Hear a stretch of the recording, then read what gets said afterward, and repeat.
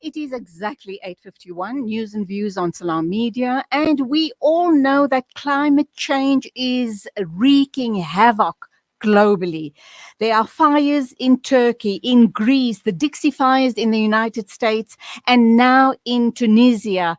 The hectares and hectares or acres and acres and hundreds and thousands of acres of forests are being totally destroyed. Small towns in the US has been destroyed by climate change. We need to wake up as global citizens. We need to start addressing the issue around pollution and how we are impacting, how our footprint, our carbon footprint is impacting on climate change. But having said that, we're going to be talking to someone locally. He is a dairy farmer and agriculturist. He is Aslam Tawana, and he's taking a slightly different angle on the issue around climate change and the immediate impact on food security and very especially gender issues.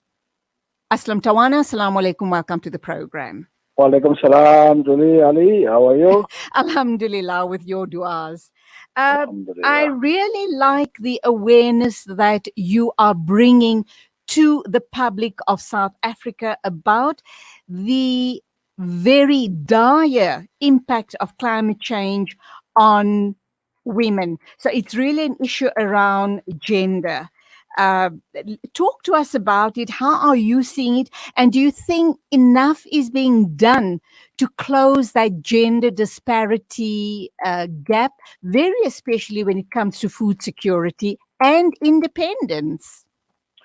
As we know that our country used to be a migrant working system in the past. So what happened is that the men would go to the urban areas to go look for work, and they would leave the wives and the children in the rural areas. And then those people would usually fend for themselves. For example, they would start with 2 cows to milk so that they can have milk in the morning.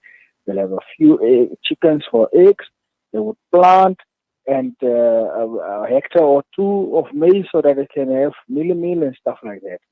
So what has happened is that over the years, with the carbon print that is increasingly going up from us, especially in the urban centers, is that there has become a scarcity of the natural resources, which helps farmers to can be able to produce food. Therefore, as a result, direct result of climate change and the carbon footprint that we have been leaving all over the world, women have been having lesser and lesser availability of resources to be able to can plant and threatening their food security and the food security of their families. So this has a direct impact on women. Secondly, the impact of this climate change we see it with extensive drought situations. Like in South Africa, in the western parts of the country, we've had droughts of 8 to 9 years. I mean, this is unprecedented drought. And we can see a clear direct link to that.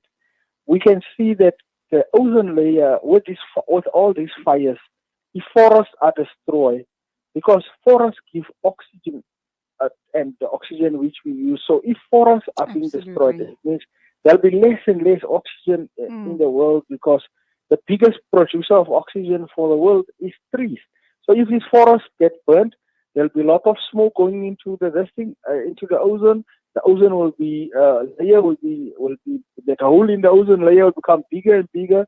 More heat will come through, because then there's no protection for us against the sun, and we will, we are putting an imbalance to what Allah Subhanahu wa Taala has created for us. So I'm of the opinion that the more we are giving this carbon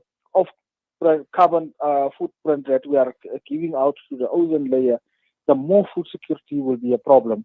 But the food security will be more felt at a rural household, woman-headed household in a rural area. Absolutely. What are people like yourself and other other groups within civil society trying to do to close this gender disparity gap? Because it seems that if this doesn't happen, you're going to have more and more people migrating to the big cities. Farming is not going to be an option any longer, very especially for women. And then we're going to very definitely have a food scarcity problem or food insecurity problem, not only for those subsistence farmers or those women farmers, but it's going to be felt all around the country. Well, some of the things that we are involved in is advocacy, obviously. Um, for women to get involved in agriculture and self-sustaining and food creation projects. What we are also involved in is advocacy for women to form cooperatives, because we have realized that the cooperative movement helps people who farm together. They come together, they can buy seeds together, they can if you're in a cooperative, they can sell together. And like they say in Tawana, where there's unity, there's strength. Absolutely. So we're advocating for the creation of those type of cooperatives, agricultural cooperatives that can assist our people to be able to can become self-sufficient in terms of food security. Okay. When talk about buying seed, we know that that's been a problem all around the country, very especially on the continent. In Africa and in developing countries, you have the big corporates that actually,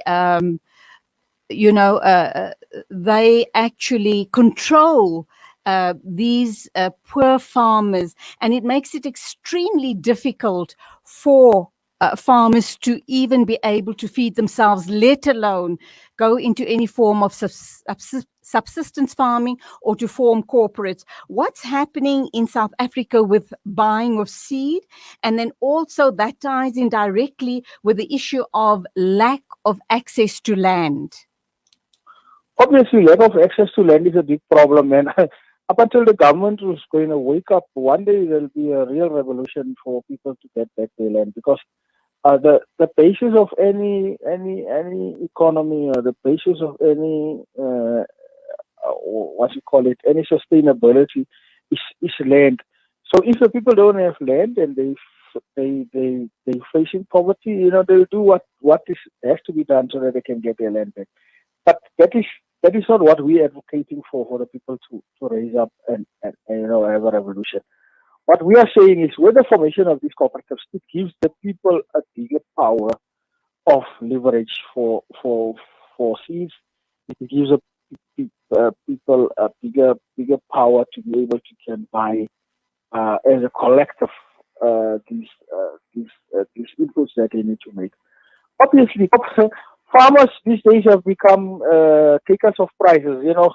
The corporates are the guys who determine the prices for us as farmers, and that's why in my own farming operation, we are in a dairy industry. We milk cows. So rather than giving the milk all to Clover and Parmalat and those guys, we've decided to process our own milk and sell it ourselves.